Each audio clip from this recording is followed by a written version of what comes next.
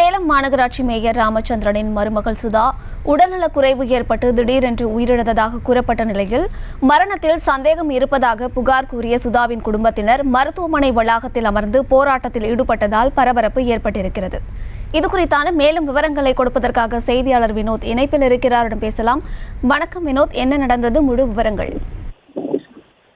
சேலம் மாநகராட்சி மேயர் ராமச்சந்திரனின் மகன் சுதர்சன பிரிவிற்கும் சுதா என்ற பெண்ணிற்கும் கடந்த சில ஆண்டுகளுக்கு முன்பு திருமணம் நடைபெற்றது. இவர்களுக்கு 13 வயதில் ஒரு குழந்தையும் உள்ளார்.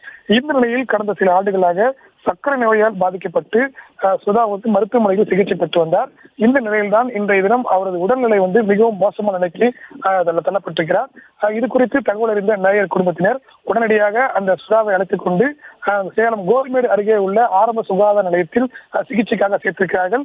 அங்கிருந்து மேல் சிகிச்சைக்காக சேலம் அரசு மருத்துவமனைக்கு கொண்டு சென்றுள்ளனர். கொண்டு செல்லும் வழியிலேயே சுதா உயிரிழந்துள்ளார். அங்கிருந்து மருத்துவர்கள் பரிசோதனையில் அவர் இறந்ததை உறுதி செய்திருக்கிறார்கள். இந்த நிலையில் சுதாவினுடைய உறவினர்கள் அந்த இறந்த பெண்ணின் உடலை வாங்க மறுத்து தற்போது அரசு மருத்துவமனையில் போராட்டத்தில் ஈடுபட்டு வருகிறார்கள். இது குறித்து சுதாவின் உறவினர்கள் சேலம் கண்ணங்குறிச்சி காவல் நிலையத்தில் கொடுத்த புகாரின் அடிப்படையில் தற்போது சுதாவின் உடலானது கைப்பற்றப்பட்டு பிரேத பரிசோதனைக்காக பிணக்கூறாய் மையத்தில் வைக்கப்பட்டிருக்கிறது. தொடர்ந்து கண்ணங்குறிச்சி போலீசார் வழக்கு பதிவு செய்து விசாரணை நடத்தி வருகிறார்கள்.